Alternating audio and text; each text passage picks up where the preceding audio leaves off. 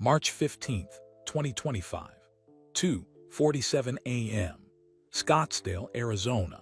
The yellow Lamborghini lay twisted across the railroad tracks, destroyed by 10,000 tons of freight train.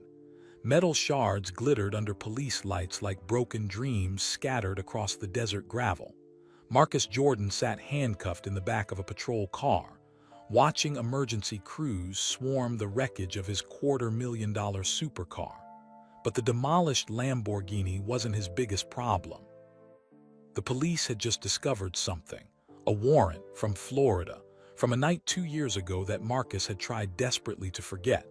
A night when he hit a 15-year-old boy on a bicycle and drove away. Now at almost 3 in the morning, Marcus had to make the hardest phone call of his life. Not to a lawyer, not to his mother, but to him, the man whose shadow he'd lived in his entire life. Michael Jordan, the greatest of all time, 6-time NBA champion, global icon. A father who represented perfection to the world. And Marcus was about to confess that his son was a coward who ran from his mistakes. This is the story of one terrible decision, one moment of fear, and how it all came crashing down on a dark desert railroad crossing. This is the story of what really happened that night. Marcus Jordan sat in the back of the patrol car, his hands shaking. The flashing red and blue lights bounced off the yellow Lamborghini Huracan stuck on the train tracks behind him. The expensive sports car sat at an angle, its front wheels trapped between the rails on the Union Pacific line that ran through Scottsdale, Arizona. It was 2:47 a.m. on March 15, 2025. Officer Sarah Chen read Marcus's rights. You have the right to remain silent. Anything you say can and will be used against you in a court of law. Marcus barely heard her. All he could think about was the phone call he would have to make. Not to a lawyer, not to his mom, but to him, to the man whose shadow he had lived in his entire life. Michael Jordan, the greatest basketball player who ever lived, 6-time NBA champion, 5-time MVP, a legend whose name meant perfection to millions of people around the world, and Marcus was his son. Do you understand these rights? Officer Chen asked. Marcus nodded slowly. His throat felt tight. The March desert air was cold, but sweat dripped down his back beneath his shirt. We need to call someone for you, Officer Chen said, her voice softer now. She was young, maybe 30. She had kind eyes behind her glasses. Is there someone we should contact? Marcus closed his eyes. Behind him, he could hear the tow truck arriving. Metal scraped against metal as they worked to free the Lamborghini from the tracks. The sound made him wince. My dad, Marcus whispered. Call my dad. Officer Chen pulled out her phone. What's the number? Marcus recited it from memory. He had called it 1,000 times, usually for good news. A business deal closing, a new store opening. His sneaker boutique trophy room was doing well. He had worked hard to build something separate from his father's empire, but this was different. The phone rang once, twice, 3 times, then a voice answered, deep, familiar. The voice that had encouraged millions, that had sold billions in shoes and sports drinks, that had delivered championship speeches. Marcus. Michael Jordan said. Even through the phone speaker, Marcus could hear the concern. It's almost 3 in the morning. What's wrong? Officer Chen looked at Marcus.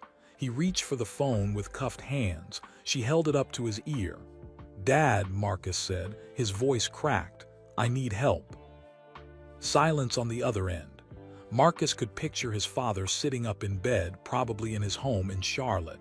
Maybe he was alone. Maybe his girlfriend was there asking what was wrong. Where are you? Michael asked. His voice was calm now, controlled. The same tone he used in the fourth quarter when games were close and everyone was panicking. Scottsdale, I'm in police custody.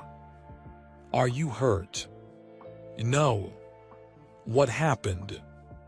Marcus looked out the window at the destroyed Lamborghini, at the train that had finally stopped 100 yards down the track, at the flashing lights of emergency vehicles blocking off the entire intersection. My car got stuck on train tracks. A freight train hit it. Another pause, longer this time. But you're okay? Michael asked again. Yes. Thank God. His father's voice shook slightly, just a little, but Marcus heard it. I'm coming there, right now. Don't say anything to anyone until I get lawyers there. Understand? Dad, there's something else. Marcus felt tears burning his eyes. They're arresting me. There's a warrant from Florida, from something that happened 2 years ago. The silence stretched on forever. Tell me everything, Michael finally said. Not on the phone, Marcus whispered. I can't. Officer Chen gently took the phone back. She spoke to Michael Jordan, spoke to one of the most famous athletes in history, like he was any other concerned parent. Mr. Jordan, your son is being held at the Scottsdale Police Department. He's not injured, but there are charges from out of state. I recommend you contact an attorney. Marcus couldn't hear his father's response, but Officer Chen nodded several times. Yes, sir. He'll be processed within the hour. You can post bail in the morning. Yes, sir. I understand. She hung up and looked at Marcus with something like sympathy. Your father's on his way, she said. He'll be here by morning. Marcus nodded. He looked out at the wreckage again, at the twisted metal that used to be a $250,000 car, at the proof of how badly his life had just fallen apart. In 8 hours, Michael Jordan would walk into that police station, and Marcus would have to tell him everything. The accident, the lie, the blackmail, all of it. The son would have to confess his sins to the greatest of all time, and nothing would ever be the same. The Arizona sun blazed down on Scottsdale Fashion Square. Marcus Jordan walked through the mall toward his trophy room store, nodding at people who recognized him. Some called out his name. Others just stared and whispered to their friends. Being Michael Jordan's son meant you were never truly invisible. Marcus, over here. A teenager held up his phone, wanting a selfie. Marcus smiled and posed. The kid wore Air Jordan 11s, the Concord colorway. The same shoes his dad wore during the 1995-96 season when the Chicago Bulls went 72-10. The greatest single season in NBA history. Your pops is the GOAT, man, the teenager said, grinning wide. For real, nobody better. Thanks, Marcus replied. He had heard this 10,000 times, maybe more. The kid looked at Marcus's feet. Yo, are those the new trophy room exclusives? Marcus glanced down at his custom Air Jordan 5s, white leather with gold accents. Only 50 pairs existed in the world. Yeah, they drop online tomorrow. I'm definitely copping a pair. The teenager's eyes lit up. Your store is fire, bro. Way better than regular sneaker shops. Marcus felt a small surge of pride. Comments like that mattered. They meant he was building something real, something beyond just being Michael Jordan's kid. Inside Trophy Room, his employees were setting up a new display. Limited edition Air Jordan 3s designed in collaboration with his store. Only 5,000 pairs made. They would sell out in minutes when they dropped tomorrow morning at 10 a.m. sharp. Marcus, the shipment from Nike arrived, said Devin, his store manager. Devin was 28, originally from Chicago, and had been with Marcus since Trophy Room opened its first location in Disney Springs, Florida, back in 2016. Almost 9 years of loyalty. Perfect, Marcus said, examining the boxes. How's the website handling the traffic? Servers are upgraded. We ran tests all morning. We're ready for tomorrow, Devin grinned. This is going to be our biggest drop ever. Marcus felt genuinely proud. He had built this, not his dad, not his mom, Juanita, him. Sure, the Jordan name helped open doors, of course it did, but Marcus had to walk through those doors himself. He had to prove he could run a business, manage employees, handle inventory, deal with suppliers, create marketing campaigns. Trophy Room now had 3 locations, Orlando, Las Vegas, and here in Scottsdale. Annual revenue was over $12 million, not bad for a sneaker boutique. His phone buzzed. A text from his girlfriend, Sophia. Still on for dinner tonight, 8 p.m. at Kai. Marcus smiled and typed back, wouldn't miss it, can't wait to see you. Sophia Martinez was different from other women he had dated. She worked as a pediatric nurse at Phoenix Children's Hospital. She didn't care about sneakers or basketball or celebrity gossip. She cared about helping sick kids get better, about making scared parents feel less alone. She made Marcus want to be better too. "Hey, boss," Devin called out from the back office. "CNN is on the phone. They want to interview you about the new release." Marcus took the call in his office. The reporter asked about sneaker culture, about honoring his father's legacy while creating his own path. Marcus had done dozens of these interviews. He was good at them now. "Trophy Room isn't just about selling shoes," Marcus explained. "It's about celebrating basketball history. My dad changed the game forever. These sneakers tell that story." "And what about your own story?" the reporter asked. "What do you want people to know about Marcus Jordan?" Marcus paused. That was a harder question. "I want people to know I'm working hard, building something meaningful. I'm proud to be Michael Jordan's son, but I'm also my own person." After the interview ended, Marcus checked the time on his Apple Watch. 4:30 p.m. He had a few hours before dinner with Sophia. "I'm heading out," he told Devin. "Call me if anything comes up with tomorrow's launch." "Will do, boss. Have a good night." Marcus walked through the mall and down to the parking garage. The yellow Lamborghini Huracan gleamed under the fluorescent lights. He had bought it 6 months ago after Trophy Room's best quarter ever, a reward for himself, a symbol of success. His phone rang as he unlocked the car. Unknown number. Marcus hesitated, then answered. "Hello."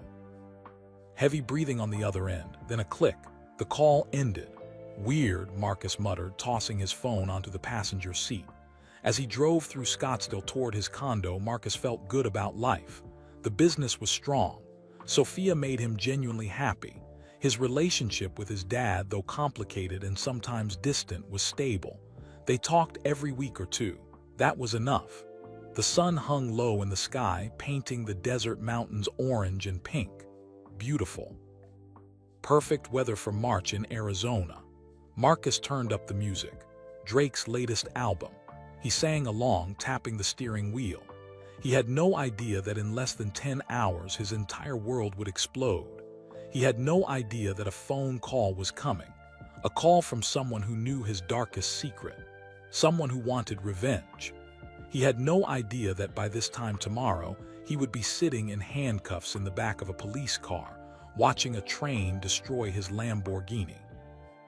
Right now, driving through Scottsdale with the windows down and music playing, Marcus Jordan felt invincible. But that feeling wouldn't last. Kai Restaurant sat in the heart of the Sheraton Grand at Wild Horse Pass, south of Phoenix on the Gila River Indian Community Reservation. It was the only AAA 5 Diamond restaurant in Arizona. The dining room featured Native American art and floor-to-ceiling windows overlooking the Sonoran desert landscape. Sophia loved it here. Marcus arrived early and waited at their usual table near the windows. The sun was setting, painting the sky in shades of orange, purple, and deep red.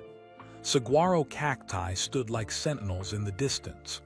"Mr. Jordan," the waiter said, approaching with a warm smile. "Can I get you something to drink while you wait?" "Just water for now, thanks." Marcus scrolled through his phone while he waited. Instagram showed photos from Trophy Room's account. The post about tomorrow's sneaker drop had 23,000 likes already. Comments flooded in every few seconds. "Yo, Marcus keeping the legacy alive. When's the next Chicago drop? We need those ones. MJ's son doing it right. Respect. But also, must be nice having a rich daddy to bankroll everything. And anyone could succeed with that last name. Try doing it on your own." Marcus locked his phone and set it face down on the table.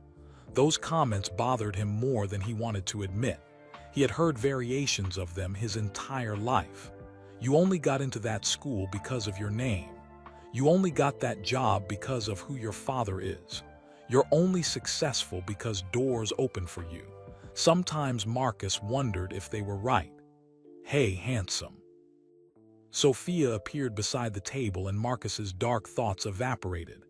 She wore a simple blue dress and had her dark hair pulled back in a low bun. No makeup except a touch of lip gloss. She never needed it. Her natural beauty was effortless. They kissed and she sat down across from him. Long day? Marcus asked, studying her face. She looked tired. The longest, Sophia sighed, reaching for the water glass the waiter had just placed in front of her. We had a 7-year-old girl come in with severe pneumonia. She coded twice. Touch and go for hours, but she's stable now, thank God. You saved her life. The doctors saved her life. I just held her mother's hand in the waiting room and told her everything would be okay. Sophia took a long drink of water. I wasn't sure I was telling the truth. But you were. The girl is stable. This time, but sometimes. Sophia's voice trailed off. She shook her head. Sorry, I don't mean to be depressing. How was your day? This was why Marcus loved Sophia. She was real. She dealt with life and death every single shift. She held crying parents and fought to save children. Meanwhile, he sold expensive sneakers to people who could afford them.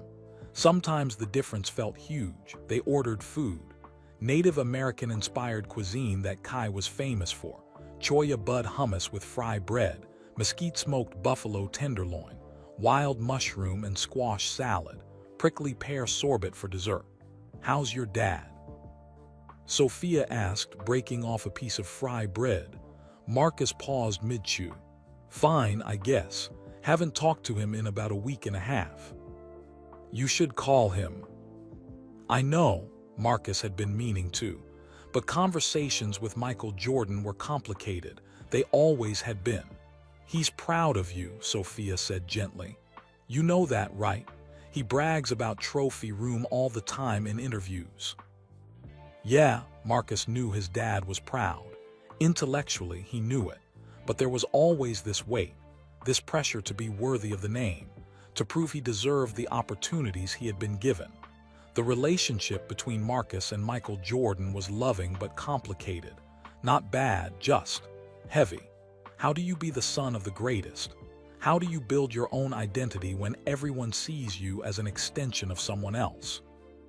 When every achievement is measured against a legacy of 6 championship rings and global icon status. Michael Jordan had 5 children total. Marcus was the second oldest, born in 1990. He had played college basketball at the University of Central Florida, but he wasn't NBA material, not even close. His older brother Jeffrey had played at the University of Illinois. Neither of them had their father's supernatural talent. That was okay. Marcus had made peace with it. Mostly, he loves you, Sophia continued. I can see it in the way he looks at you. Like at that charity event last year in Charlotte. He kept glancing over at you when you were talking to donors. He was so proud. Marcus smiled. You notice everything, don't you? It's my job. Nurses have to pay attention to details.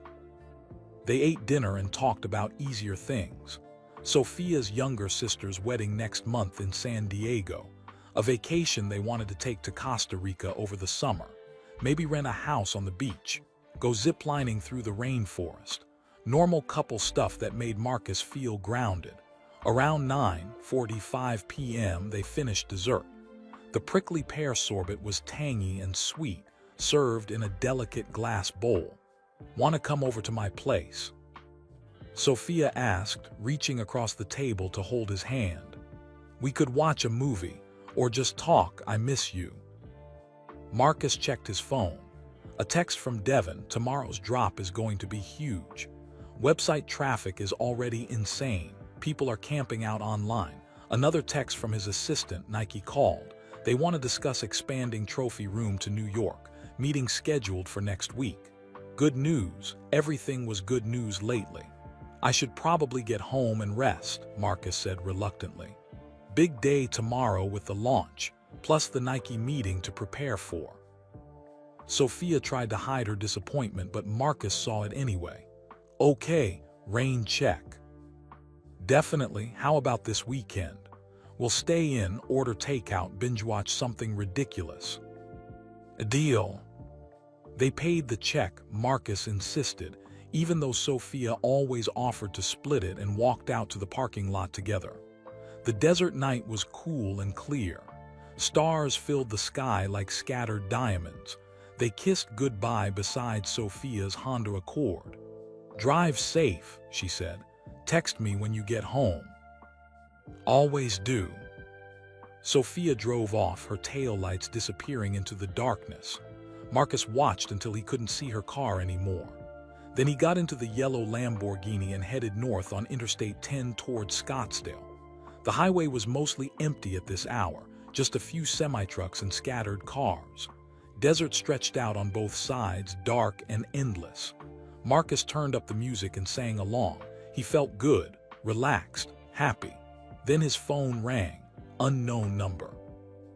Marcus usually didn't answer those. Spam calls, telemarketers, random wrong numbers. But something made him pick up this time. Some instinct he couldn't explain. He pressed the answer button on his steering wheel. Hello. Silence, then heavy breathing. Hello, Marcus said again, louder. A voice spoke. Male, older, rough around the edges. Is this Marcus Jordan? Who's this? Someone who knows what you did. Marcus's stomach dropped. The Lamborghini swerved slightly before he corrected. What are you talking about? August 17, 2023. Orlando, Florida, the accident on Colonial Drive, the kid on the bike. Marcus's hands tightened on the steering wheel until his knuckles turned white. His heart pounded so hard he could hear it in his ears. Blood rushed to his face. I don't know what you're. Yes, you do, the voice interrupted. Cold, certain. You hit that boy and you drove away, left him bleeding on the street. And if you don't want the truth coming out, if you don't want the whole world knowing what kind of man you really are, you'll do exactly what I say. The line went dead. Marcus stared at the dark highway ahead, his mind racing. That night, that terrible night he had tried so hard to forget. The thing he had never told anyone, not Sophia, not his mother, not his father, the secret that could destroy everything. Marcus pulled off the highway at the next exit. His hands were shaking too hard to drive safely. He turned into an empty gas station parking lot and put the Lamborghini in park. His breath came in short, sharp gasps. August 17, 2023. Orlando, Florida. He remembered every single detail, even though he wished he didn't.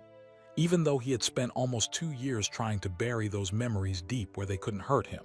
Marcus had been at a nightclub that night with friends, celebrating a business milestone, Trophy Room's biggest sales month ever. The Disney Springs location had exceeded all projections. He felt on top of the world. He had 2 drinks at the club, maybe 3, vodka sodas. He felt fine, not drunk, not even close, just loose, happy, celebrating success. Around 2 a.m., he decided to drive home to his condo near downtown Orlando. His friends offered to call an Uber, but Marcus insisted he was okay. He had driven after 2 drinks plenty of times before. Everyone did. The streets near downtown Orlando were quiet at that hour. Street lights cast orange shadows across empty sidewalks. A few homeless people slept in doorways. A couple walked hand in hand toward a parking garage. Marcus drove his Range Rover, his car, before the Lamborghini through the intersection of Colonial Drive and Bumby Avenue. The light was green. He was going maybe 35 miles per hour, the speed limit. Then out of nowhere, a kid on a bike.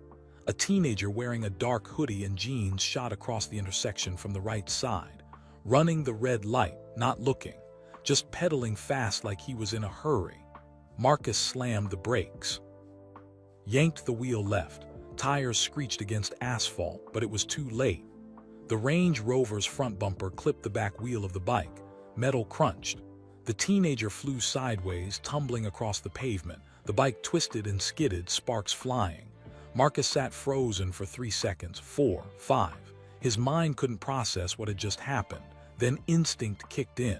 He threw the car into park and jumped out, leaving the door open and the engine running. Oh God! Oh God! Marcus ran to where the kid lay on the ground. The teenager was on his side, holding his left arm at a strange angle. His hoodie had ripped. Blood seeped through his jeans at the knee, but his eyes were open. He was conscious. "Are you okay?"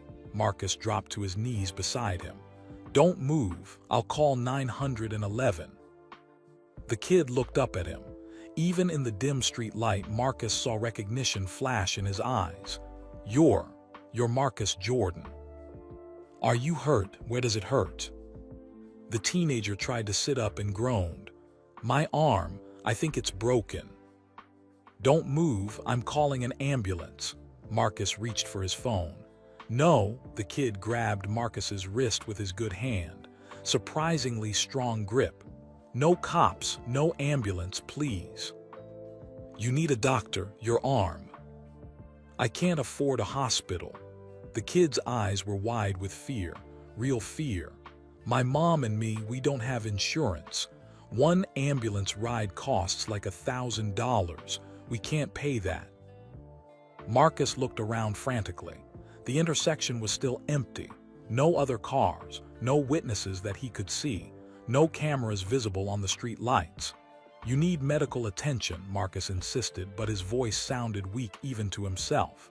The teenager struggled to his feet, cradling his left arm against his chest. He tested his legs, winced but stayed standing. "I'll go to urgent care tomorrow morning. They're cheaper than the ER." "This is crazy. You could have internal injuries. You could have a concussion." "I'm fine." The kid picked up his twisted bike with his good hand. The front wheel was bent at a 90-degree angle, completely destroyed. "Look, man, I know who you are. Your dad is Michael Jordan. If this gets out, the media will destroy you, both of us. And I ran the red light. This was my fault, not yours." Marcus's phone buzzed in his pocket.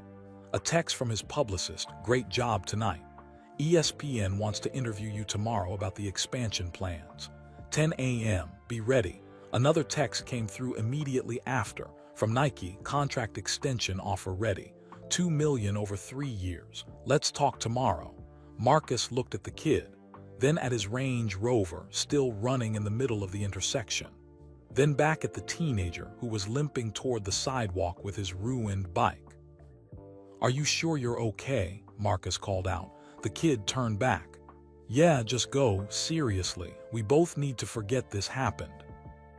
Marcus stood there for another 10 seconds, 20. His mind screamed at him to do the right thing. Call the police, make a report, get the kid proper medical care, take responsibility, but his phone buzzed again. Another text and another. His life was right there in his pocket, his career, his business, his father's reputation. Everything he had built and everything he still wanted to achieve. The kid disappeared around a corner, dragging his bike. Marcus got back in the Range Rover. His hands shook as he gripped the steering wheel. He sat there for a full minute, staring at nothing. Then he drove home. He told himself the kid was fine, that it was just a minor accident, that the teenager was right. He had run the red light, so technically it was his fault. Marcus had only been going the speed limit. He hadn't been texting or distracted, but he had been drinking. Not much, but enough. If the police had tested his blood alcohol level, it might have been over the legal limit. Or close to it. His career could have ended right there. So Marcus went home. He parked in his condo's garage. He went upstairs. He took a long shower, hands still shaking, and he made a decision. He would never tell anyone, ever. Marcus checked the local Orlando news obsessively for weeks after that night. Every morning, every evening. He searched for any reports of a hit and run. Any mention of a teenager injured on a bike near downtown. Nothing. No stories. No police reports that he could find. No mention anywhere. The kid must have been okay. He must have gone to urgent care like he said, got his arm checked out, went home, moved on with his life. Marcus eventually stopped checking the news, stopped thinking about it every day. The memory faded from constant panic to occasional guilt to something he could mostly ignore. Until tonight. Now, sitting in a gas station parking lot off Interstate 10 in Arizona, Marcus stared at his phone. The unknown number glowed on the screen. Someone knew, someone had found out. His phone rang again. Same number. Marcus answered with a shaking hand. "What do you want?" $25,000, the man's voice said. Calm, matter of fact. Cash tomorrow night. That's insane. Is it? Because I have photos, Marcus. Timestamp shows 2:07 a.m. on August 17, 2023. Your Range Rover's license plate clear as day, and I have the kid's medical records. Broken arm, broken ribs, cracked collarbone, concussion. He did go to the hospital that night. His mother had to borrow money from a loan shark to pay for it. They lost their apartment 3 months later because they couldn't make rent. Marcus felt like he might throw up. I didn't know. He said he was fine. He told me to leave. You left because you were scared, because you were thinking about yourself. That kid's name is Corey Torres. He's 17 now. Still has pins and screws in his arm. Still has pain every day. And you drove away like he didn't matter. Tears burned Marcus's eyes. What do you want from me? I told you, $25,000. Tomorrow night at 10 p.m. I'll text you the location. Come alone. No cops. No security, just you and the money.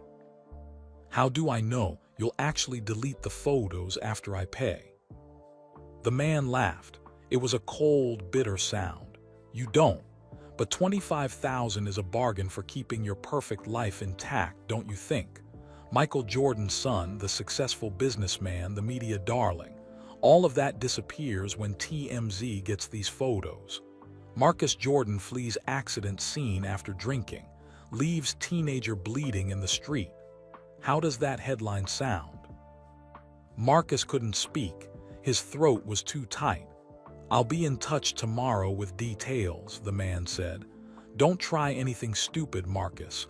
You've already made enough bad decisions. Don't make another one. The line went dead. Marcus sat in the Lamborghini for 20 minutes, unable to move. His phone showed 10:47 p.m. Sophia had texted, "Did you get home okay? Love you." He typed back with numb fingers, "Yeah, home safe. Love you too," but he wasn't safe. Nothing was safe anymore. Finally, Marcus started the car and drove toward his condo in Old Town Scottsdale. The streets were quiet. The city lights blurred through his tears. He had made a terrible mistake almost 2 years ago. And now someone was using that mistake to destroy him. Marcus barely slept that night. Every time he closed his eyes, he saw Corey Torres lying on that Orlando street, saw the twisted bike, saw the blood on the pavement, saw himself getting back in the Range Rover and driving away. Morning came too fast. Marcus dragged himself out of bed at 7 a.m. His eyes were bloodshot and puffy. His head pounded like someone was hitting it with a hammer. He had maybe slept 2 hours total. The sneaker drop. Trophy Room's big release was today at 10 a.m. Thousands of people were waiting online. Devin had texted 4 times already, excited and ready. But Marcus couldn't think about shoes. All he could think about was the blackmail, about Corey Torres, about $25,000 in cash. He made coffee with shaking hands and sat on his balcony. Scottsdale was waking up below him. Joggers ran past on the street. A woman walked 3 small dogs. Cars headed toward breakfast spots and coffee shops. A beautiful March morning. 75 degrees already. Clear blue sky. Everything looked normal, but nothing was normal anymore. Marcus's phone buzzed. A text from the unknown number. Tonight, 10 p.m. Old railroad crossing on McDowell Road near the 101 loop. Bring cash in a black duffel bag, come alone. No cops, no tricks. Marcus stared at the message. McDowell Road. He knew the area vaguely. Industrial section east of Scottsdale. Warehouses and empty lots, not many people around at night. Railroad tracks ran through there. He had driven past them before. Another text came through, "Don't be late." And Marcus, "I'll know if you bring anyone. I've been watching you for weeks." Marcus's stomach turned. Someone had been watching him, following him. For how long? His phone rang. This time it was his dad. Marcus stared at the screen. Michael Jordan's name glowed there. He almost didn't answer. How could he talk to his father right now? How could he pretend everything was fine when his entire life was falling apart? But ignoring Michael Jordan was impossible. It always had been. Marcus answered. "Hey, Dad." "Marcus, how are you?" His father's voice was warm but tired. Michael Jordan was 62 now. He had sold the Charlotte Hornets in 2023 after owning the NBA team for 13 years. Now he spent time between Charlotte and Florida, playing golf and managing his various business interests. "I'm good. Busy with the store. I saw the new release online. Those Air Jordan 3s look sharp. The colorway is clean." "Thanks, we worked hard on the design." A pause. Marcus could hear his dad breathing on the other end. Could picture him sitting somewhere, probably on a golf course or in his home office. "You sound stressed," Michael said carefully. "What's going on?" "Nothing, just business stuff. You know how it is." "Marcus." His father's tone changed, more serious now, the voice he used when he knew something was wrong. "I've known you your whole life. I can tell when something's bothering you." Marcus closed his eyes. He wanted to tell him everything. The accident, the blackmail, the fear eating him alive from the inside out. But how could he? How could he tell Michael Jordan, a man who built an empire on perfection, hard work, and winning, that his son was a coward? That Marcus had run from an accident and left a kid injured on the street? "I'm fine, Dad. Really. Just tired from all the launch prep." Another pause, longer this time. Marcus knew his father didn't believe him. "All right," Michael finally said. "But if you need anything, and I mean anything, you call me. Understand?" "I understand. I'm serious, son. I'm always here for you, no matter what." Those words made Marcus feel even worse. "I know, Dad. I appreciate it." They hung up. Marcus sat on the balcony for another 10 minutes, staring at nothing. He had just lied to his father, added that to the growing list of terrible decisions. At Trophy Room, the sneaker drop went perfectly. All 5,000 pairs sold out in 7 minutes and 32 seconds. Devin was jumping around the store, high-fiving employees. Customers flooded social media with photos of their purchases. The hashtag Trophy Room 3s was trending on Twitter. "Marcus, this is incredible," Devin said, showing him the sales numbers on an iPad. "Best launch we've ever had. Nike is going to be thrilled." Marcus forced a smile. "Great work, everyone. You all killed it." People wanted photos with him, customers who had come to the store in person. Marcus smiled and posed, signed a few shoes, answered questions about his dad and about basketball. But inside he felt numb, empty, like he was watching someone else live his life. All day the clock ticked toward 10 p.m., toward the railroad crossing, toward whatever was waiting for him there. At 8 p.m. Marcus drove to his bank, Wells Fargo on Scottsdale Road. He walked up to the counter. "I need to withdraw $25,000 in cash," he told the teller. The young woman's eyes widened. That's a large amount. Do you need a cashier's check instead? It's safer." "Cash, please." She hesitated, then nodded. "I'll need to get my manager to approve it. One moment." 10 minutes later, Marcus walked out with $25,000 in $100 bills. He put the money in a black Nike duffel bag from his car trunk and drove toward McDowell Road. The sun had set. Phoenix lights twinkled in the distance. The 101 Loop highway hummed with evening traffic. People heading home from work. Families going to dinner. Normal life happening all around him. Marcus exited onto McDowell Road and drove east. The area got more industrial with every mile. Warehouses with barbed wire fences, empty dirt lots, a few scattered businesses that had closed hours ago. Streetlights were fewer and farther between. The railroad crossing appeared ahead. A single yellow streetlight illuminated the old tracks. No crossing arms, no warning lights, just painted white lines on the asphalt and a rusty railroad crossing sign tilted at an angle. Marcus pulled over to the side of the road and checked the time on his dashboard. 9:54 p.m. He was early. His phone buzzed with a text, "You're early. Good boy, now wait there." Marcus sat in the Lamborghini with the engine running. The duffel bag sat on the passenger seat, $25,000, more money than most people made in 6 months. Gone in one night because of a mistake he made 2 years ago. His palms were sweaty. His heart raced. His mouth felt dry no matter how much water he drank from the bottle he had brought. This felt wrong. All of it felt wrong. At 10:02 p.m., headlights appeared in his rearview mirror. A black SUV with dark tinted windows pulled up and stopped about 50 feet behind the Lamborghini. The driver's door opened. A man stepped out. He was tall, maybe 6'3", wearing dark jeans and a black jacket. A baseball cap was pulled low over his face. Marcus couldn't see his features clearly in the dim light. "Get out of the car," the man called. His voice was the same one from the phone, rough, angry. Marcus grabbed the duffel bag and stepped out of the Lamborghini. The cool night air hit his face. In the distance, he could hear the faint sound of traffic on the 101. "Walk to the middle of the tracks," the man ordered. Marcus's heart pounded harder. "Why?" "Because I said so. Unless you want these photos going to every news outlet in the country right now, TMZ, ESPN, CNN, all of them." Marcus walked slowly toward the railroad tracks. Gravel crunched under his shoes. Each step felt heavier than the last. He reached the center of the crossing and stopped between the steel rails. "Put the bag down," the man said.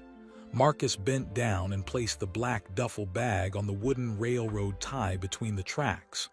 "Now back up, all the way to your car." Marcus started backing up, his eyes locked on the man. Something felt very wrong. This wasn't how blackmail exchanges usually worked. Not that Marcus had any experience with blackmail, but this felt off. That's when he heard it, a low rumble in the distance, growing louder by the second. A train whistle pierced the night air. Marcus's blood turned to ice. His entire body went rigid. "What's going on?" he shouted at the man. The man smiled. Marcus could see his white teeth even in the darkness. "Change of plans, Marcus. Turns out I don't want your money after all." "Then what do you want?"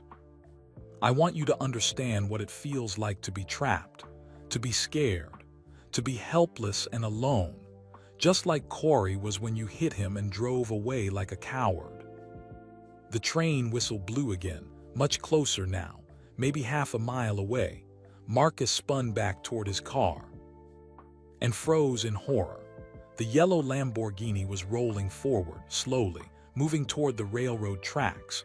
"No!" Marcus sprinted toward it, his legs pumping as hard as they could, but he was too late. The car rolled onto the tracks and stopped, its front wheels wedged between the steel rails. The parking brake. Marcus's mind raced. Had he forgotten to set it, or had someone tampered with it while he was standing on the tracks? The train was less than a quarter mile away now. Its massive headlight cut through the darkness. The horn blasted again, loud and desperate. The engineer had seen the car and was trying to stop. But freight trains carrying thousands of tons of cargo can't stop quickly. They need almost a full mile to brake completely. This train wouldn't stop in time. Marcus grabbed his car door handle and yanked. Locked. His keys were still inside on the driver's seat where he had left them. "Move the car," he screamed at the man. But the man was already getting back into his black SUV. "Good luck, Marcus. Maybe this will teach you about consequences, about what happens when you run away from your mistakes." The SUV's engine roared to life. It peeled out, tires squealing, and disappeared down McDowell Road into the darkness. Marcus pulled out his phone with shaking hands and dialed 911. 911, what's your emergency? There's a car stuck on the train tracks. McDowell Road near the 101 loop. A train is coming and I can't move it. Sir, get away from the tracks immediately. How far away is the train? Marcus looked up. The train was maybe 200 yards away. The ground was shaking. The horn was blasting continuously now. It's almost here. Please send help. Sir, run. Get away from the tracks right now. Marcus ran. He sprinted away from the crossing as fast as he could. 30 yards, 40, 50. Behind him, the train's brakes screamed. Metal scraped against metal in a horrible shrieking sound. Sparks flew from the wheels, but it wasn't enough. The train slammed into the yellow Lamborghini with a deafening explosion of metal and glass. The yellow Lamborghini exploded across the tracks in a shower of twisted metal, shattered glass, and sparks. The impact sent pieces flying in every direction. The train's brakes screamed as the massive freight locomotive finally ground to a halt, its front car tilted at a dangerous angle, smoke pouring from the wheels. Marcus lay face down in the gravel 30 yards away, his hands covering his head. Debris rained down around him. A piece of yellow metal landed 5 feet to his left. His ears rang from the impact, a high-pitched whine that blocked out everything else. For several seconds he couldn't move, couldn't breathe. His entire body shook uncontrollably. Then he heard sirens, multiple sirens getting closer. Marcus pushed himself up to his knees, then to his feet. His legs felt like rubber. He was covered in dust and small scratches, but somehow he was uninjured. The explosion had missed him by just enough distance. Within 2 minutes, the intersection filled with emergency vehicles, fire trucks, ambulances, police cruisers with flashing red and blue lights that painted everything in alternating colors. Officer Sarah Chen arrived first on the scene. She was young, maybe 30, with sharp eyes and her dark hair pulled back in a tight bun. She took one look at the destruction, the derailed train, the scattered pieces of the Lamborghini, the smoke and debris, and then at Marcus standing there covered in dust. "Are you hurt?" she asked, running up to him with a flashlight. "No, I'm okay." Marcus's voice sounded strange to his own ears, distant, like someone else was speaking. "What happened here?" Officer Chen shined the light in his eyes, checking his pupils for signs of concussion. Marcus's mind raced. What could he say? That he was being blackmailed, that someone had set a trap, but then he would have to explain why. He would have to tell them about Orlando, about Corey Torres, about running from the accident. Everything would come out anyway. My car got stuck on the tracks," Marcus stammered. "I tried to move it, but I couldn't get it off in time." Officer Chen studied his face carefully. "You're Marcus Jordan, right? Michael Jordan's son." Marcus nodded weakly. More police arrived. They questioned the train engineer Roberto Sanchez, a 56-year-old man from Phoenix who was badly shaken but physically okay. He kept saying the same thing over and over. "I saw the car from far away. I hit the brakes. I did everything I could. I couldn't stop in time." Firefighters sprayed foam on the wreckage to prevent any fires. Paramedics checked Marcus for injuries, taking his blood pressure and asking him questions to assess his mental state. Detective James Morrison arrived 15 minutes later. He was older, maybe 55, with gray hair and tired eyes. He had seen everything in his 28 years with the Scottsdale Police Department, but even he looked shocked at the scale of destruction. Officer Chen pulled him aside and they spoke in low voices. Marcus watched them from where he sat in the back of an ambulance, a blanket wrapped around his shoulders even though the night wasn't cold. Then Officer Chen walked over with a tablet in her hand. "Mr. Jordan, I need you to come with me," she said quietly. "Why? What's wrong?" She hesitated. "When I ran your driver's license through our system, Something came up. There's an outstanding warrant for your arrest. Marcus's heart stopped. The world seemed to tilt sideways. What? From Orlando, Florida. The warrant was issued on August 18, 2023. The charge is failure to report an accident with injuries. Hit and run. The kid, Corey Torres. Someone had filed a police report after all. I need you to stand up and turn around, Officer Chen said.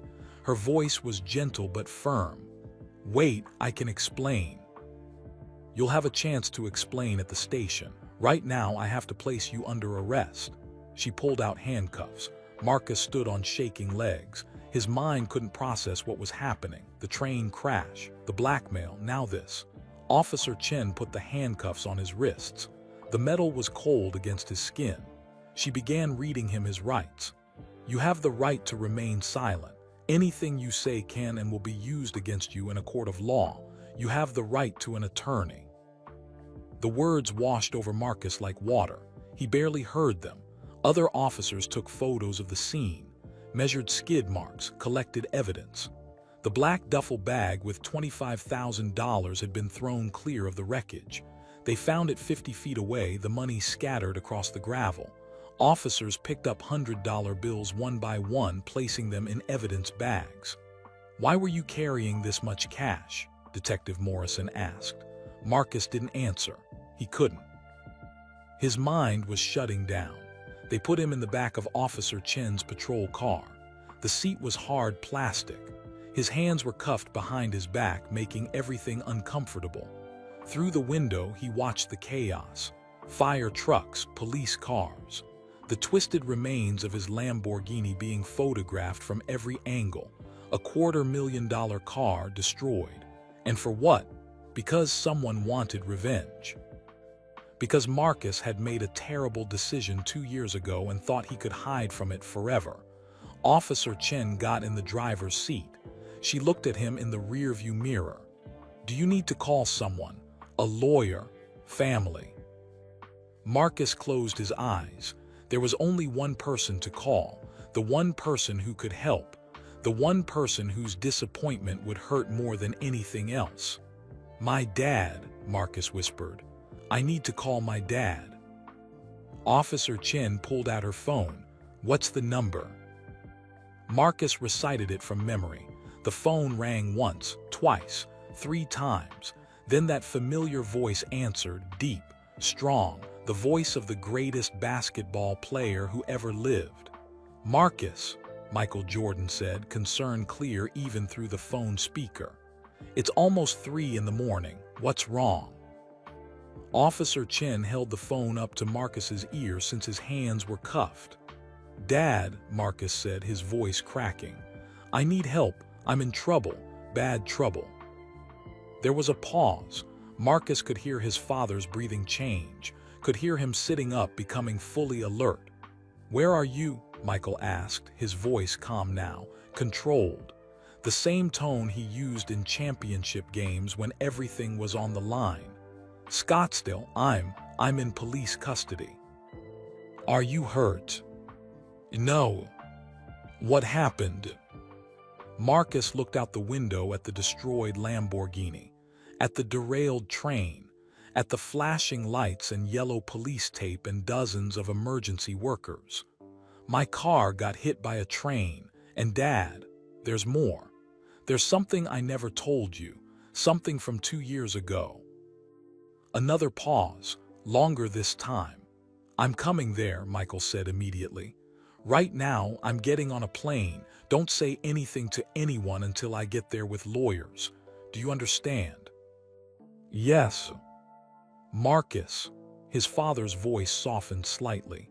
Whatever happened, whatever you did, we'll figure it out together. You're my son. I love you. Nothing changes that. Those words broke something inside Marcus. Tears started running down his face. I'm sorry, Dad. I'm so sorry. I know. We'll talk when I get there. Just hold on. The call ended. Officer Chen started the car and pulled away from the scene. As they drove toward the Scottsdale Police Department, Marcus watched the flashing lights disappear behind them. His phone, which the police hadn't taken yet, buzzed in his pocket. A text from Sophia. Saw something on the news about a train accident near the 101. Are you okay? I'm worried. Please call me. Marcus couldn't respond with his hands cuffed. But even if he could, what would he say? How could he explain any of this? The patrol car drove through quiet Scottsdale streets. It was 3:15 a.m. now. Most of the city slept, unaware that Marcus Jordan's life had just fallen apart completely. In 6 hours, Michael Jordan would walk into the police station. And Marcus would have to tell his father everything.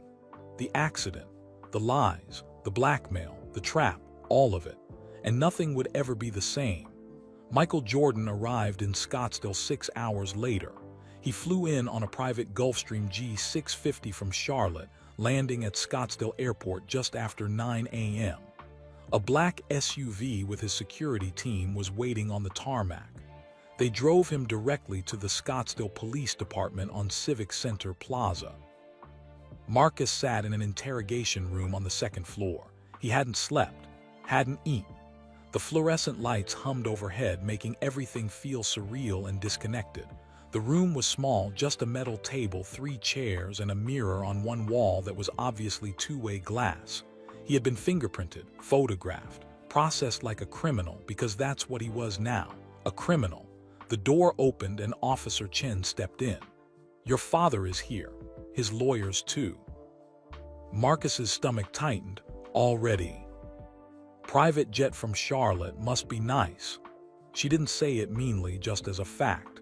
They're talking with Detective Morrison now. You'll be able to see them in a few minutes. She left Marcus alone again. He put his head in his hands and tried to breathe, tried to prepare himself for facing his father. But how do you prepare for that?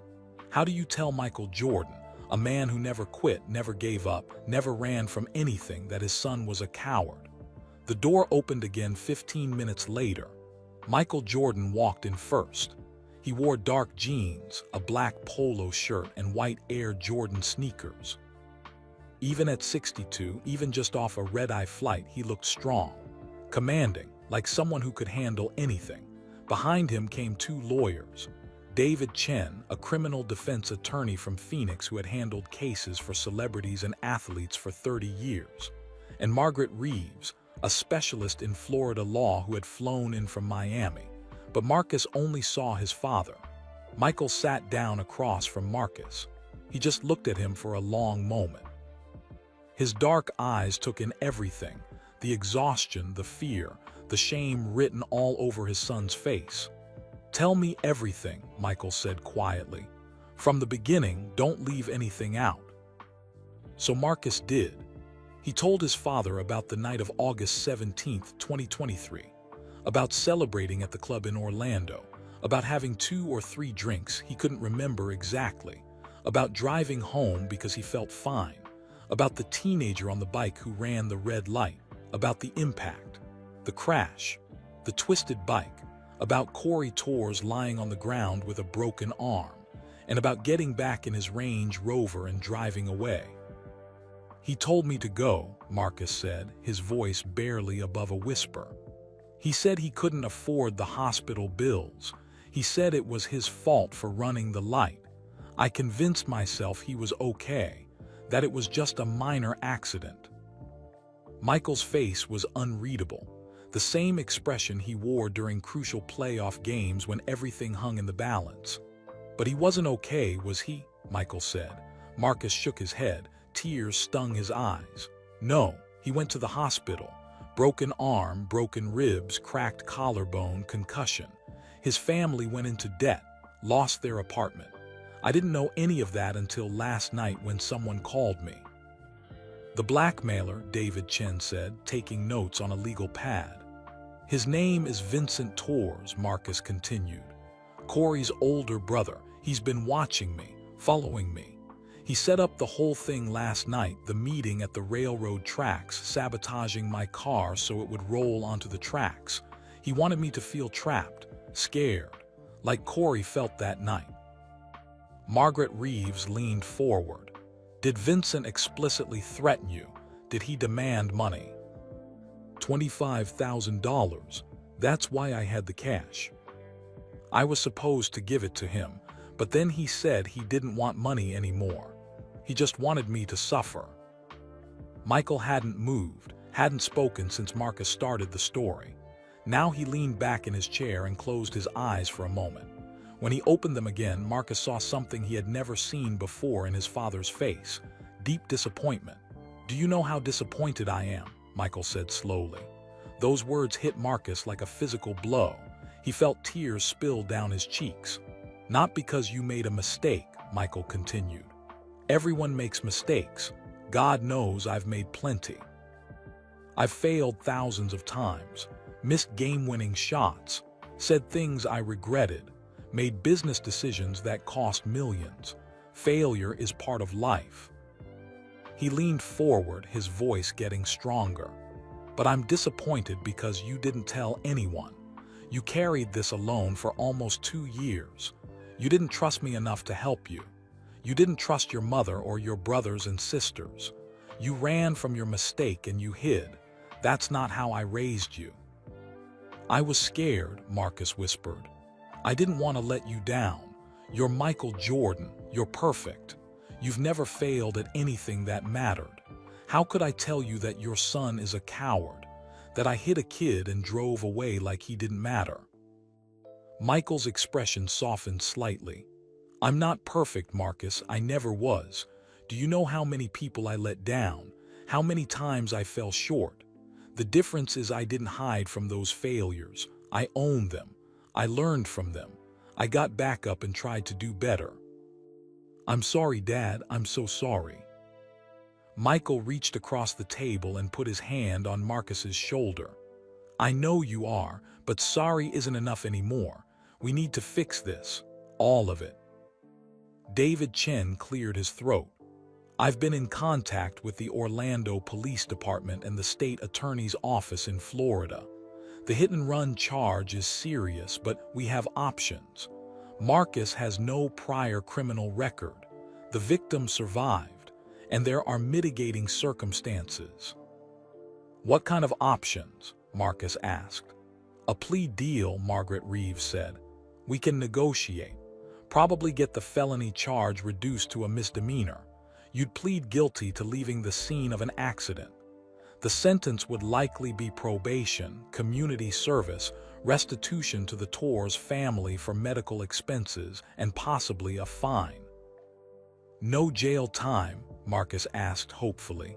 "Probably not, but the Florida prosecutor will want something in return. You'll need to make a public apology, take full responsibility, and the restitution will be substantial: medical bills, lost wages for the mother, pain and suffering for Corey." Michael nodded. "We'll pay whatever they need, all of it. Medical bills, the debt from the loan shark, everything. And we'll set up a college fund for Corey." "Dad, you don't have to." "Yes, I do," Michael said firmly. "This is my son. That means it's my responsibility too. We're going to make this right, Marcus, all of it." Detective Morrison knocked and entered the room. "Mr. Jordan, we've located Vincent Torres. He's at a motel in Mesa. We're bringing him in now." "What charges?" David Chen asked. "Extortion, blackmail, criminal mischief for sabotaging the vehicle, possibly reckless endangerment for the train incident. He's looking at serious prison time." Marcus felt a strange mix of emotions: relief that Vincent was caught, but also guilt. Vincent had committed crimes, yes, but Marcus had created the situation that drove him to it. "There's something else," Detective Morrison continued. "We reviewed traffic camera footage from last night. We can see the black SUV following Marcus's Lamborghini for several miles before the railroad crossing.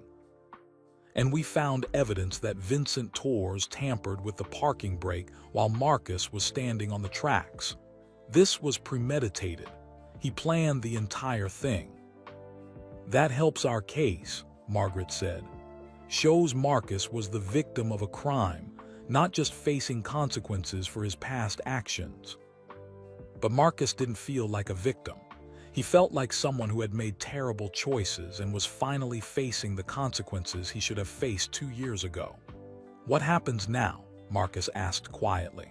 "Now we deal with Florida," David Chen said. "We'll fly to Orlando tomorrow, meet with the state attorney, negotiate the plea deal. You'll likely be formally charged and arraigned within a week." "And the media?" Marcus asked. "This is going to be everywhere." As if on cue, Michael's phone buzzed. He looked at the screen and his jaw tightened. ESPN is running the story now. Michael Jordan's son arrested after train destroys Lamborghini. "They don't know about the Orlando incident yet," Detective Morrison said, "but they will. These things always come out." Michael put his phone away. "Then we get ahead of it. We release a statement. Marcus takes full responsibility. We don't hide, we don't make excuses, we face it head on." Marcus nodded numbly. His entire life was about to become public. Every mistake, every bad decision, trophy room would suffer, his reputation would be destroyed. Sophia would probably leave him when she found out he'd been lying to her for their entire relationship. Everything he had built was crumbling. "I want to meet them," Marcus said suddenly. Everyone turned to look at him. "The Torres family, Corey and his mother.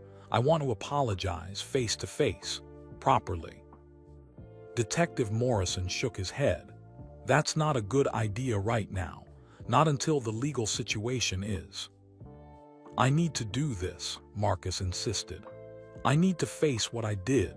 I need to look Corey in the eyes and tell him I'm sorry, that I should have stayed that night, that I should have made sure he was okay."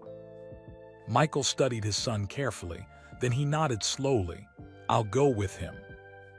"Mr. Jordan," Margaret Reeves said carefully, "as your lawyer, I have to advise against this. Anything Marcus says to the victim could be used against him in court." "I don't care," Marcus said. "This isn't about protecting myself anymore. This is about doing what's right, finally." Michael looked at his lawyers. "Set it up. Arrange a meeting with the Torres family, if they're willing." Linda Torres worked 2 jobs to keep food on the table. During the day, she cleaned rooms at the Rosen Inn on International Drive in Orlando. At night, she scrubbed floors in office buildings downtown. She was 43 years old but looked older. Life had been hard and it showed in every line on her face.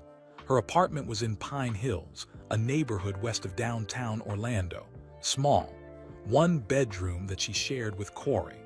The furniture was old, bought secondhand from thrift stores. But everything was clean. Linda kept it spotless. Vincent had moved out 3 years ago, but he came around sometimes, always with schemes, always making promises he couldn't keep, always angry at the world for the cards they'd been dealt.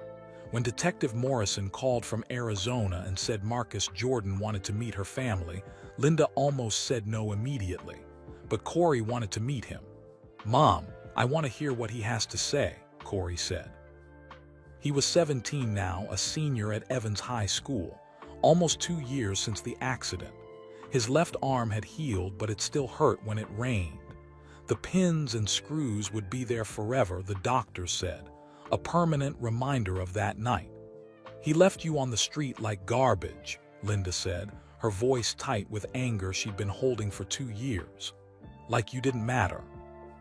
"I know, but Vincent's in jail now because of what he did, and I don't want to be angry forever. I want to understand why Marcus did what he did. Maybe if I hear him explain it, I can move on." Linda looked at her son. He had grown so much, taller than her now, broader in the shoulders, but she still saw the scared 15-year-old boy who came home that night with his arm hanging at a wrong angle, trying not to cry because he didn't want to worry her. She had borrowed $5,000 from a man named Eddie Ramos who ran a check-cashing store. The interest was criminal, 30%, but they needed the money immediately for the emergency room, for surgery, for the physical therapy afterward. They fell behind on rent trying to pay Eddie back, got evicted from their better apartment in College Park, had to move to Pine Hills where rent was cheaper but the neighborhood was rougher, all because Marcus Jordan had been too scared to do the right thing. But Corey wanted this meeting, and Linda would do anything for her son, so she agreed. They met at the Orlando Police Department 4 days later, a neutral location where everyone would feel safe. Detective Angela Rodriguez from Orlando PD helped arrange everything. She was in her 40s, kind but firm, and she made sure everyone understood the ground rules. "This is not an interrogation," Rodriguez said. "This is a chance for Mr. Jordan to apologize to the Torres family. Anything said in this room can potentially be used in court, which is why Mr. Jordan's lawyers are here. But the purpose is reconciliation, not prosecution." The meeting room was on the 3rd floor, beige walls, a long table, uncomfortable chairs. Marcus arrived with his father and his 2 lawyers. Linda came with Corey and a victim's advocate named Sarah who worked for the state attorney's office. Marcus saw Corey and felt like someone had punched him in the stomach. The teenager was tall now, maybe 6 feet. He wore a blue t-shirt and jeans. His left arm had scars running from his wrist all the way up past his elbow where the surgeries had been. Long, jagged lines that would never fully fade. "Hi, Corey," Marcus said, his voice shaking. "Mrs. Torres." Corey nodded but didn't smile. Linda just stared at him with hard eyes. They all sat down. The room felt too small, too quiet. Marcus could hear his own heartbeat. "Mrs. Torres, Corey," Marcus began. His throat felt tight. "I know there's nothing I can say that will make up for what I did. Nothing. But I need you to know that I am so sorry. I hit your son with my car and then I drove away because I was scared. Because I was selfish. Because I thought more about my career and my reputation than about whether Corey was okay." Linda's eyes filled with tears. Her hands trembled. "Do you know what we went through? Do you have any idea?" "I'm starting to understand," Marcus said quietly. "The hospital bills were over $30,000, Linda said, her voice rising. $30,000. We didn't have insurance because I couldn't afford it. I worked 2 jobs and I still couldn't afford it, so I borrowed money from a loan shark, a criminal. And when we couldn't pay him back fast enough, we lost everything. Our apartment, our savings, everything." Marcus felt tears running down his face. "I didn't know. I swear I didn't know." "You didn't know because you didn't stay." Linda was crying now too. "You hit my baby and you drove away like he was nothing. Like his life didn't matter because he was poor and you were rich and famous." "You're right," Marcus said. "You're absolutely right. There's no excuse for what I did." Michael Jordan had been silent until now. He leaned forward, his voice gentle but serious. "Mrs. Torres, my son made a terrible mistake, the worst mistake of his life. But I'm here to make sure he fixes it. We'll pay for everything, all the medical bills, the debt to the loan shark, your lost wages from missed work, a settlement for pain and suffering, and we'll set up a college fund for Corey so he can go to any school he wants." Linda wiped her eyes with a tissue. "Money doesn't fix everything, Mr. Jordan. My son was hurt. He was in pain for months. He had 3 surgeries. He missed half of his sophomore year of school. And this man sitting here just left him bleeding on the street." "I know," Michael said, "and money can't erase that pain, but it's a start. It's taking responsibility." Corey finally spoke. His voice was deeper than Marcus expected, more mature. "Why didn't you stop?" Marcus looked directly at the teenager. This was the moment he'd been dreading. "I was scared. I had been drinking, not a lot, but enough that I could have been charged with DUI. I thought about my family, my business, what people would think. And I made the worst decision of my life. I chose myself over you, and I'll regret that for the rest of my life." "My brother Vincent did all this," Corey said. "The blackmail, the train tracks, all of it. He wanted you to suffer like we suffered. I understand why, Marcus said. Vincent's always been angry, Corey continued. Even before the accident, he dropped out of high school, got into drugs for a while. He's been in and out of jail since he was 19. This just gave him an excuse to do something crazy. Linda put her hand on Corey's shoulder. Your brother made his own choices. This isn't your fault. I know, but I still feel bad that he did this. That train crash could have killed Marcus, and I don't want someone's death on my conscience, even if that person hurt me. Those words hit Marcus harder than anything else. Even after everything, Corey was worried about him. This kid had more character at 17 than Marcus had at 29. Corey, can I ask you something? Marcus said quietly. Sure. Why did you tell me to leave that night? You could have insisted I call the police. You could have written down my license plate and reported me later. Why did you let me go? Corey thought about it for a moment. Because I was 15 and scared and in pain, and you were Michael Jordan's son. I thought if I made a big deal about it, lawyers would come after us. We'd get sued somehow. I don't know. I wasn't thinking straight. I just wanted to go home. You were protecting your mom, Marcus said, understanding now. Yeah, she works so hard. I didn't want to make her life harder. Linda started crying again. She pulled Corey close and kissed the top of his head. You're such a good boy, such a good boy. The meeting lasted 2 hours. By the end, Linda and Corey agreed to accept the restitution. They agreed not to press for jail time if Marcus completed community service and paid everything back with interest. They agreed to a settlement that would cover all their debts and give them enough to start fresh. It wasn't forgiveness. Not yet, but it was a beginning. As they prepared to leave, Corey pulled Marcus aside. Hey, Corey said quietly. I still have nightmares about that night sometimes. About the impact, the pain, being alone on that street, trying to decide if I should call my mom or an ambulance or just go home and pretend it didn't happen. Marcus felt fresh tears sting his eyes. I'm so sorry, Corey, so incredibly sorry. But I also have nightmares about what Vincent almost did to you. That train could have killed you, could have derailed and hurt other people.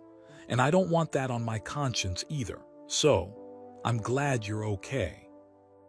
Those words meant more to Marcus than anything else that had been said. This teenager he had hurt so badly was glad he was okay, was worried about his conscience. What do you want to do after high school? Marcus asked. Georgia Tech, maybe. I want to study mechanical engineering, build things, fix things.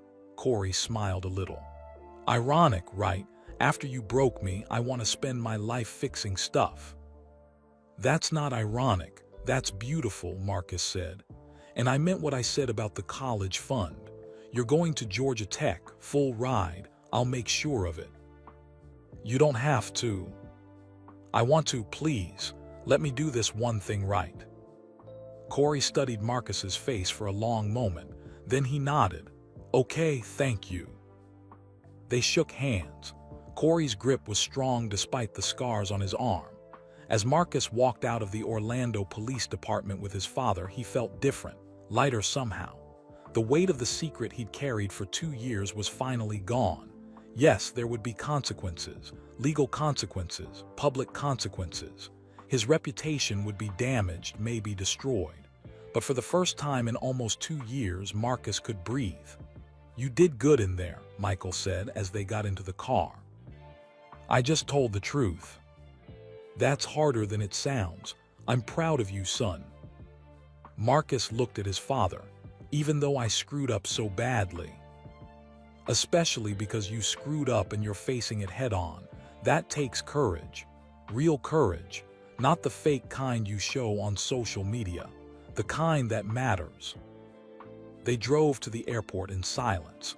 Marcus stared out the window at Orlando passing by. He had lived here for years, built Trophy Room's first location here, made so many memories here, and made his biggest mistake here. But maybe, just maybe, he was finally starting to fix it. The story broke 3 days later. TMZ ran it first. A headline in bold red letters. Michael Jordan's son charged in 2023 hit-and run left teen injured on Orlando street. Within an hour, every major news outlet picked it up.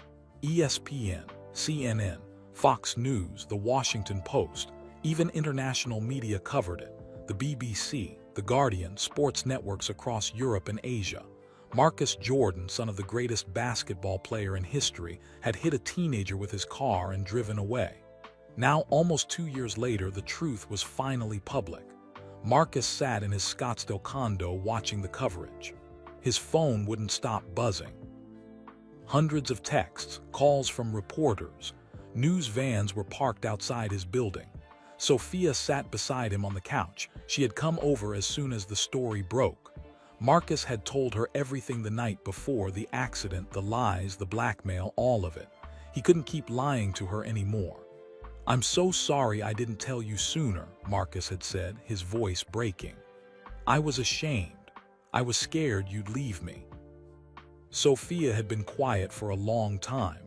Then she said, "I'm not leaving you, but I need time to process this.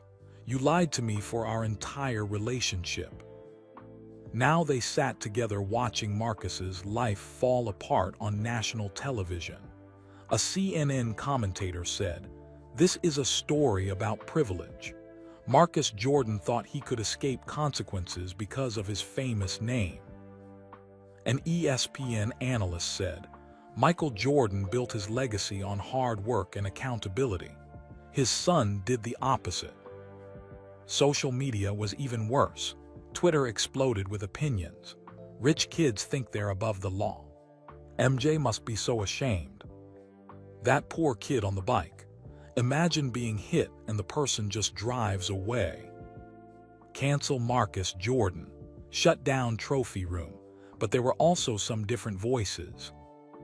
"At least he's finally taking responsibility." Vincent Torres set a trap with that train. "That's messed up too. Everyone makes mistakes. The question is what you do after." Marcus's phone rang. It was Devin from Trophy Room. "Marcus, we have a problem," Devin said. His voice was stressed. "We're getting flooded with calls, people demanding refunds, saying they don't want to support you anymore. The website crashed from all the traffic." "Bad traffic or good traffic?" Marcus asked, though he already knew. "Bad. People are leaving one-star reviews, posting angry messages on our social media. Nike called too. They want to meet about the partnership." Marcus closed his eyes. "What do they want?" "They didn't say, but I don't think it's good news." Trophy Room was his life's work. 9 years of building something from nothing. And now it was crumbling because of a choice he made in 7 seconds on an Orlando street. "Handle what you can," Marcus said. "I'll call Nike myself." After he hung up, Sophia touched his hand. "What are you going to do?" "Face it, all of it, no more running." That afternoon, Marcus and his father held a press conference. David Chen had advised against it. "Let the lawyers handle this. Don't put yourself out there." But Marcus insisted. "I need to speak. People deserve to hear from me directly." They set up in a conference room at the Scottsdale resort. 20 reporters showed up, cameras from every major network. Marcus sat at a table with his father beside him. The room was hot. Bright lights from the cameras made everything feel like a spotlight burning into his skin. Marcus took a deep breath and began reading from the statement he and his lawyers had prepared. "My name is Marcus Jordan. On August 17, 2023, I was involved in a car accident in Orlando, Florida. I hit a teenage boy named Corey Torres who was riding his bicycle. I stopped to check on him, but then I made the worst decision of my life. I got back in my car and I drove away." His voice shook, but he continued. "I was scared. I had been drinking earlier that night. Not heavily, but enough that I worried about the consequences. I thought about my career, my reputation, my family name, and I put all of that ahead of making sure Corey was okay. That was wrong, completely wrong. Cameras flashed. Reporters scribbled notes. Corey suffered serious injuries that night. Broken arm, broken ribs, cracked collarbone, concussion. His family couldn't afford the medical bills and went into debt. They lost their apartment. Their lives were turned upside down, and I drove away like none of that mattered. Marcus looked directly at the cameras. I am deeply, truly sorry. To Corey, to his mother Linda, to their entire family. I'm sorry to everyone I've disappointed. My own family, my employees, my customers, everyone who believed in me. I take full responsibility for my actions. A reporter called out, "What about the blackmail? Vincent Torres setting the trap." "Vincent Torres committed crimes and he'll face justice for that," Marcus said. "But I created the situation that led to his actions. If I had done the right thing 2 years ago, none of this would have happened. The train crash, the blackmail, all of it, that's on me." Another reporter, "What's next for Trophy Room?" "I don't know. That depends on a lot of things. But right now, my focus isn't on business. It's on making things right with the Torres family and accepting the consequences of what I did." "Will you go to jail?" David Chen leaned forward. "We're negotiating a plea agreement with Florida prosecutors. We can't discuss specifics, but Mr. Jordan is prepared to accept whatever punishment is appropriate." After 30 minutes, Michael Jordan spoke, his first words since sitting down. "I want to say something as Marcus's father. I'm disappointed in the choice he made 2 years ago. Deeply disappointed, but I'm proud of how he's handling it now. He's taking responsibility. He's facing the consequences head on. He's trying to make amends. That's what matters. Not the mistake, but what you do after." Michael's voice got stronger. "I've failed many times in my life. I've made choices I regret. The difference is I always tried to face those failures honestly. Marcus is learning that lesson now. It's a hard lesson, a painful lesson, but it's an important one." A reporter asked, "Mr. Jordan, do you feel responsible for Marcus's actions?" Michael thought about it carefully. "I'm responsible for how I raised him, for the values I tried to teach him, but Marcus is a grown man. He made his own choice that night. I can't take that burden from him. All I can do is stand beside him as he faces it." After the press conference ended, Marcus felt exhausted, drained, but also strangely relieved. The truth was finally out there. No more hiding, no more lies. His phone buzzed constantly, but one text stood out, from Corey Torres. "I saw your press conference. Thank you for telling the truth. That took guts." Marcus stared at that message for a long time. This kid he had hurt so badly was thanking him, was acknowledging his courage. Maybe there was hope after all. Over the next week, Marcus flew to Orlando twice for meetings with prosecutors. They offered a plea deal, plead guilty to leaving the scene of an accident with injuries, a misdemeanor.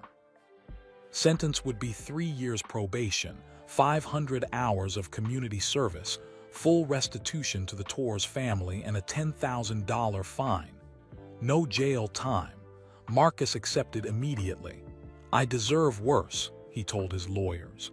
"Maybe," Margaret Reeves said, "but the victim's family agreed to this." Linda and Corey both wrote letters to the judge asking for leniency. That matters. The arraignment was scheduled for April 2nd. Marcus would appear before Judge Catherine Walsh at the Orange County Courthouse. He would plead guilty, accept his sentence, and begin the long process of making things right. Nike called 3 days after the press conference. Marcus expected them to cancel the Trophy Room partnership. Instead, they surprised him. "We're pausing the partnership for 6 months," the Nike executive said. "We need to see how the public responds, how you handle the community service, how you rebuild trust." but we're not canceling completely. Everyone deserves a second chance." Marcus almost cried with relief. "Thank you, I won't let you down."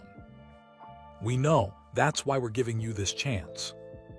Trophy Room sales dropped 40% in the first week after the story broke, but then something unexpected happened. Sales started climbing back up, not to previous levels but recovering. Devin called with an update. "People are saying they respect you for owning up to it, for not making excuses. The reviews are getting better. We're still here, Marcus. The business is still alive." "Really? Really? It's going to be a long road back, but we can make it." Marcus created the Second Chance Initiative the following week. Trophy Room would partner with non-profit organizations to provide free shoes to low-income kids. They would donate 10% of all profits to organizations that helped families with medical debt. "This isn't about publicity," Marcus told Devin. "This is about actually doing good, actually helping people." The community service started in May. Marcus spoke at high schools across Arizona and Florida about accountability and making better choices. He told his story honestly, held nothing back. At South Phoenix High School, a student raised her hand. "Do you think you should have gone to jail?" Marcus thought about it. "Honestly, maybe. The only reason I didn't is because the Torres family asked the judge for leniency. That's a gift I don't deserve, but I'm grateful for." Another student asked, "How do we know you really changed? How do we know this isn't just an act?" "You don't," Marcus said simply. "I can't prove I've changed with words, only with actions, over time. That's all any of us can do, try to be better today than we were yesterday." Sophia stayed with him through it all. Their relationship was different now, more honest, more real. "I still struggle with the fact that you lied to me for so long," she admitted one night. "But I see you trying to be better. That counts for something." "I don't deserve you," Marcus said. "No, you don't," Sophia smiled. "But you're stuck with me anyway." 6 months later, Marcus stood in front of 100 teenagers at Desert Vista High School in Phoenix. It was his 43rd community service speaking engagement. He had 457 hours completed out of 500 required, almost done. The students stared at him. Some whispered to each other. Everyone knew who he was. Michael Jordan's son. The guy who crashed a Lamborghini on train tracks. The guy who ran from an accident. "My name is Marcus Jordan," he began. "And I'm here to tell you about the worst mistake I ever made." He told them everything. The accident in Orlando, running away, the blackmail, the train tracks, all of it. He left nothing out. "I thought I could hide from my mistakes," Marcus said. "I thought I could pretend they didn't happen, but mistakes don't disappear. They grow, they get worse, they multiply, until they destroy everything you've built." A girl in the front row raised her hand. "What did your dad say when he found out?" Marcus smiled sadly. He said he was disappointed, not because I made a mistake, but because I didn't trust him enough to help me fix it. Another student asked, "Do you still talk to the kid you hit?" "Yeah, Corey and I text sometimes. He's at Georgia Tech now studying mechanical engineering. Smart kid, really smart. We're not friends exactly, but we're working on forgiveness. His forgiveness of me and my forgiveness of myself." After the talk, several students came up to Marcus.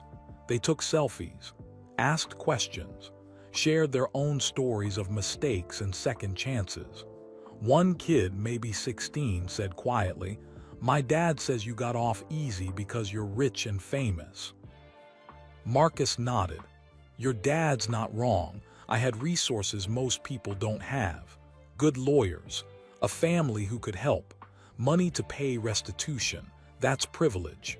And I'm trying to use that privilege now to make things right and help others." The kid thought about that. "Okay, that's fair, I guess." Marcus drove back to Trophy Room after the school visit. The store looked different now.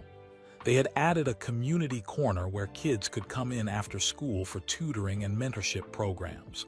Free sneakers for students who maintained good grades and attendance. Devin greeted him at the door. Sales numbers are up again this month. We're almost back to where we were before everything happened. How's the Second Chance initiative doing? Amazing.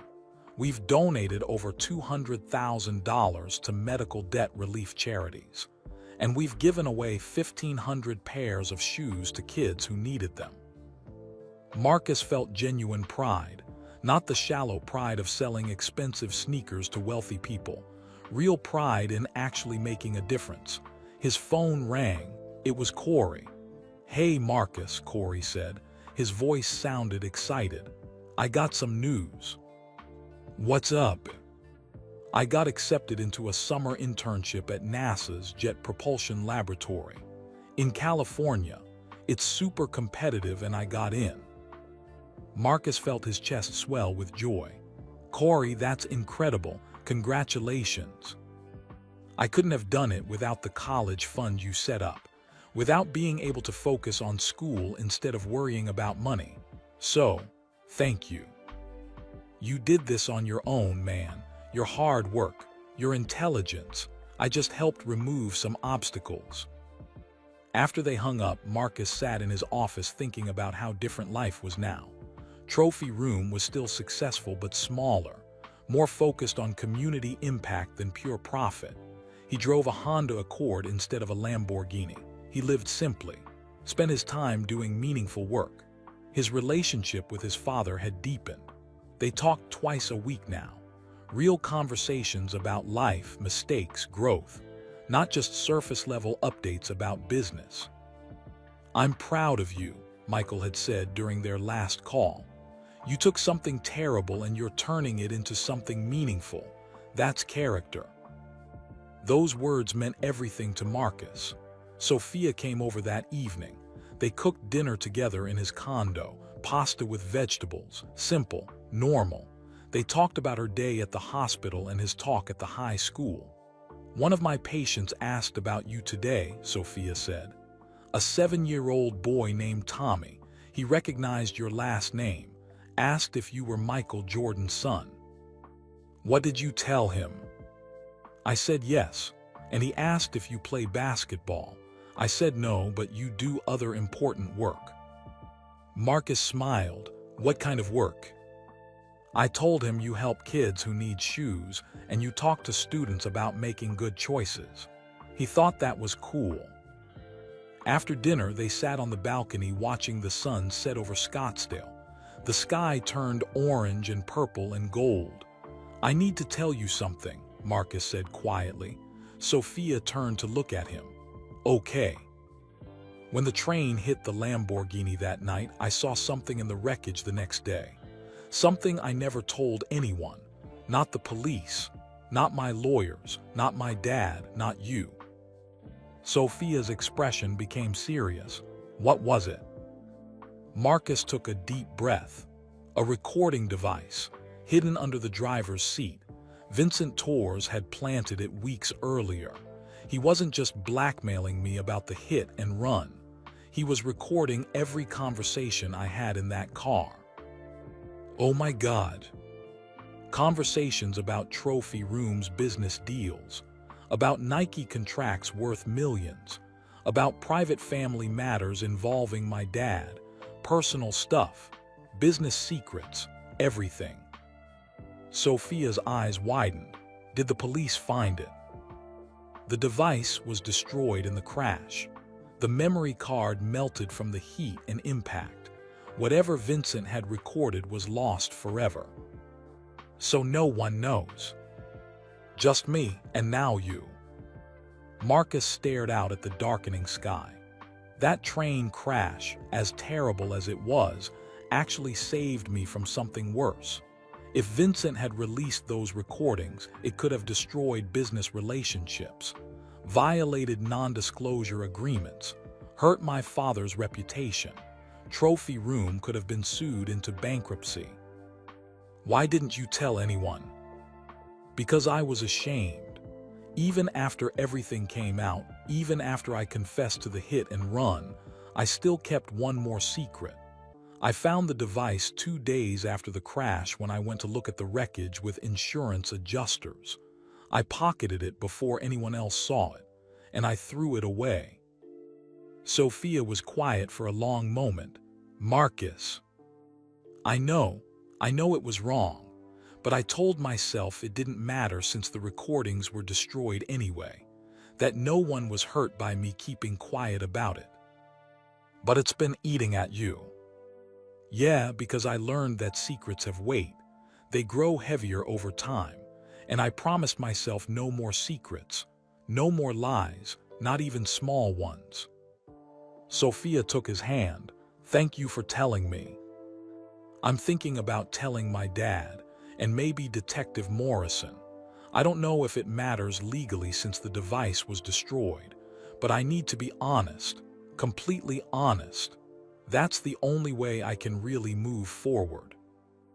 I think that's the right choice, Sophia said. They sat in comfortable silence as the stars began appearing in the darkening sky.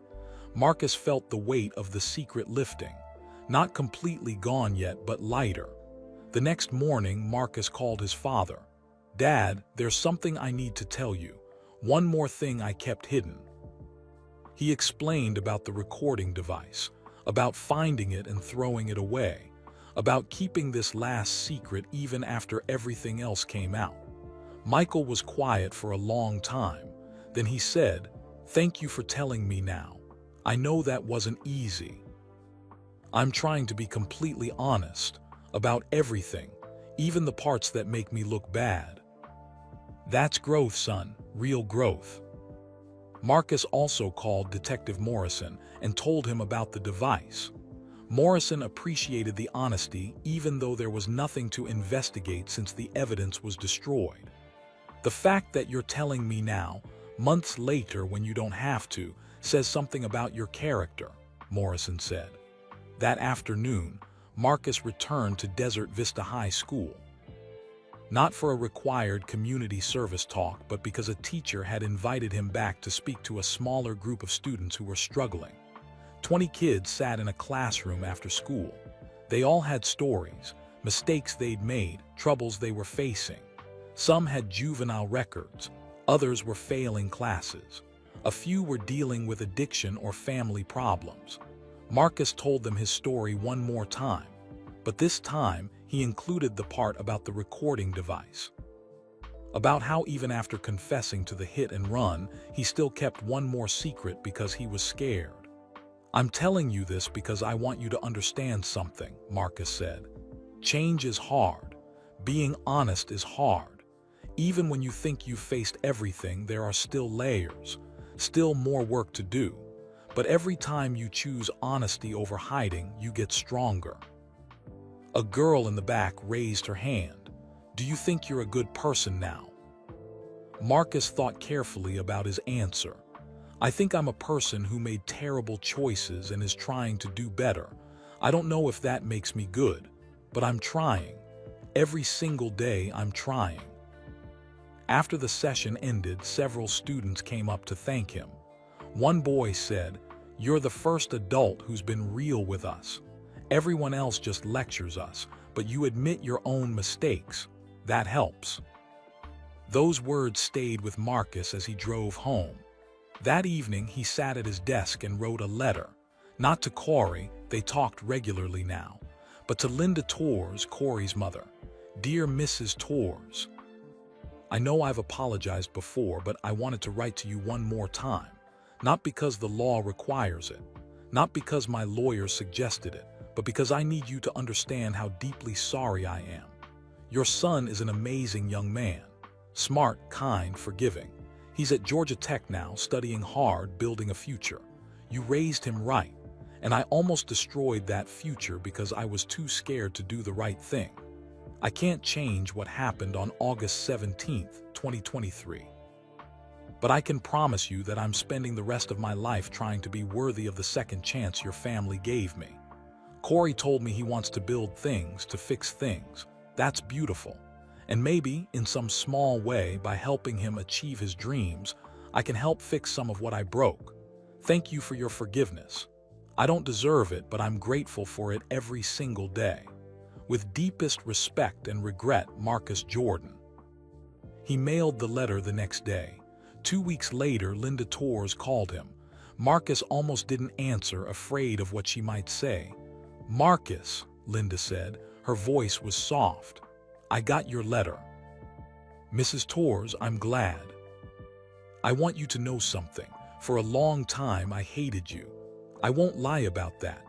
I hated you for hurting my son and for running away, for making our lives so hard." Marcus's throat tightened. "I understand. But I don't hate you anymore. Corey doesn't either. We see what you're doing, the talks at schools, the charity work, the way you're trying to help other families. That matters. Actions matter more than words." "Thank you," Marcus whispered. "Corey wants to invite you to his graduation from Georgia Tech. It's 3.5 years away, but he wanted me to tell you. He says you're part of his story now. A hard part, but an important part. And he wants you there to see how the story continues." Marcus felt tears streaming down his face. "I'd be honored, really honored." After they hung up, Marcus sat in his condo feeling something he hadn't felt in a long time. Peace. Not complete peace. He would carry the weight of his mistake forever. The scar would always be there. But for the first time since that night in Orlando, Marcus Jordan felt like he could breathe, like he could move forward, like redemption was actually possible. His phone buzzed. A text from his dad. "Dinner tonight, just you and me. Want to catch up?" Marcus smiled and typed back, "I'd love that, Dad." As he got ready to meet his father, Marcus looked at himself in the mirror. Same face, same name, but a different person than the one who drove away from that accident scene 2 years ago. He wasn't Michael Jordan's son who ran from his mistakes anymore. He was Marcus Jordan, who made a terrible choice, faced the consequences, and was working every day to be better. And maybe, just maybe, that was enough. And that was the end of Marcus Jordan's story. A story about mistakes, consequences, and the long, difficult road to redemption. A reminder that one moment of fear can change everything, but it's never too late to face the truth and try to make things right. We'd love to know, where are you listening from? Drop your city and country in the comments below. It's amazing to connect with listeners from all around the world. If this story moved you or made you think, please hit that like button and subscribe to our channel for more emotionally powerful true-to-life stories that inspire, challenge, and make you feel. And here's the most important part: share this video with your friends and family. Stories like this spread awareness about accountability, second chances, and the importance of doing the right thing even when it's hard. Your share could be exactly what someone needs to hear today. Spread kindness. Spread awareness. And remember, it's never too late to make things right. Thanks for listening. We'll see you in the next story.